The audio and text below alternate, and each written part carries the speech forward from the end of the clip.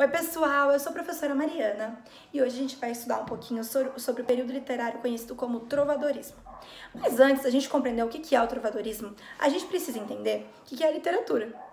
A literatura, eu costumo dizer que a literatura é a arte das palavras e mais que isso, ela é a história da humanidade em palavras.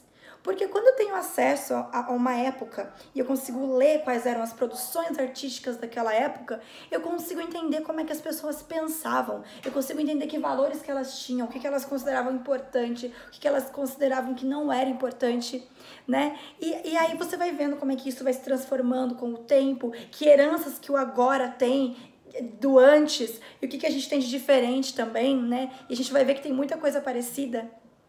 E além disso, a gente tem que pensar, então, que se a gente estuda a literatura que a gente estuda, ela tem uma origem eurocêntrica. Mas por que a gente estuda essa literatura de origem eurocêntrica?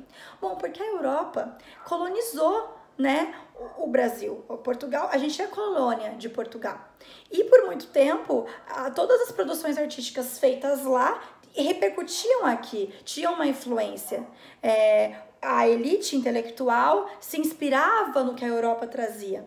Portanto, a gente tem muito forte isso na nossa cultura. Claro que hoje em dia não. Hoje em dia a gente tem influências de muitas outras culturas, de muitas coisas, produções nossas, né, totalmente nossas.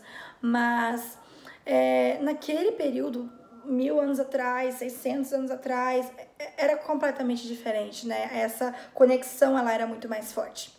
Bom, e pensando nisso, a gente vai pensar onde foi que tudo começou dentro dessa perspectiva.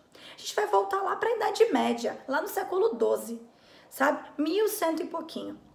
O que a gente tinha nesse período? A gente tinha Idade Média, a gente tinha feudalismo, a gente tinha o clero muito forte, a gente tinha as guerras santas, né? E lutar para defender uma religião.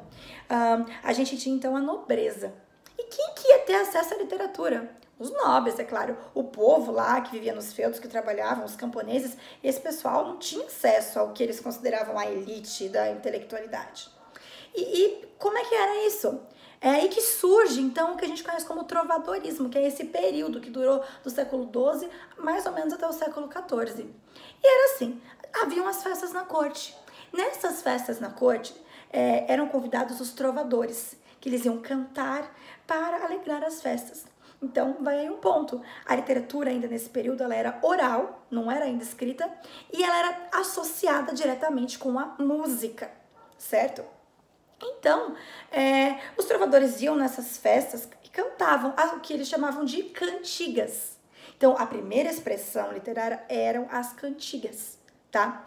E quando a gente fala de cantiga, a gente tem dois tipos de cantigas. A gente vai ter as cantigas líricas e as cantigas satíricas. Pelo nome a gente já consegue imaginar. O que é cantiga lírica? Elas tinham umas temáticas mais amorosas. E as cantigas satíricas, de tirar sarro. Então tiravam sarro e tudo mais. Umas mais intensas, outras mais veladas. Na aula de hoje, eu vou explicar brevemente sobre uma das cantigas líricas, que são as cantigas de amigo. As cantigas de amigo, elas funcionavam da seguinte maneira. Elas eram sempre, né? Todas essas cantigas que eu tô falando, elas eram escritas por homens. Os trovadores eram sempre homens. Mas, nas cantigas de amigo, é como se o trovador emprestasse a voz dele para uma bela dama, uma camponesa que sentia falta do amado. Então, o eu lírico, a pessoinha do poema, ela era feminina. O eu lírico era feminino. E aí, essa camponesa, essa voz feminina, ela ia falar sempre sobre a saudade do amado, numa estrutura bem paralelística, bem repetitiva, que era pra galera memorizar e cantar e deixar as festas mais alegres. É como se fosse, sei lá, um funk, um pagode atual, sabe? Então, era como se fosse o funk medieval. Faz sentido?